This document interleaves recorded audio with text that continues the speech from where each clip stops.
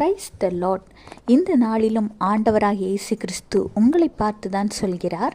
சங்கீதம் 115:12, கர்த்தர் நம்மை நினைத்திருக்கிறார், அவர் ஆசீர்வதிப்பார், இஸ்ரவேல் குடும்பத்தாரை ஆசீர்வதிப்பார், அவர் ஆரோன் குடும்பத்தாரை ஆசீர்வதிப்பார். அதாவது ஆண்டவராகிய இயேசு கிறிஸ்து உங்களை நினைத்து கொண்டுதான் இருக்கிறார். அவர் உங்களை ஆசீர்வதிக்க வல்லவராயிருக்கிறார். இஸ்ரவேல் குடும்பத்தாரை, ஆரோன் குடும்பத்தாரை ஆசீர்வதிக்கிற தேவன் இஸ்ரவேல் குடும்பத்தாராகிய, இஸ்ரவேல் வம்சத்தாராகிய உங்களையும் ஆசீர்வதிப்பார்.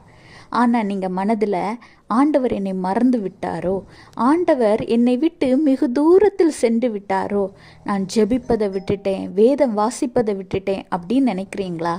இல்லைங்க, நீங்களே அவரை விட்டு விலகினாலும் ஆண்டவராகிய இயேசு கிறிஸ்து உங்களை விட்டு விலகுகிற தேவன் அல்ல.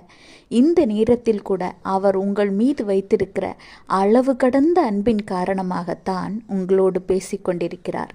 என் மகனே, என் மகளே, நீ மீண்டும் எனக்குள் வா.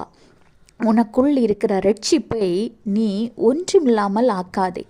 உனக்குள் இருக்கிற ரட்சிப்பு விலையேற பெற்றது. சாத்தான் விரிக்கிற வலையில் விழுந்து போகாதே.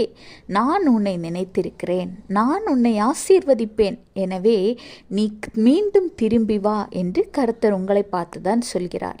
உங்கள் தவறுகளை உணர்வடைங்க. ஆண்டவராகிய இயேசு கிறிஸ்து இன்றைக்கு உங்களோடு தான் பேசிக்கொண்டிருக்கிறார். நீங்கள் மீண்டும் ஜெபிக்கிற பிள்ளைகளாக, வேதம் வாசிக்கிற பிள்ளைகளாக ஆண்டவரோடு உங்கள் உணர்வை ஐக்கியப்படுத்தி உங்கள் உறவை ஸ்ட்ராங் ஆக்குங்க. கர்த்தர் உங்களையும் உங்கள் குடும்பத்தையும் ஆசீர்வதிப்பார். Have a blessed day. Jesus bless you.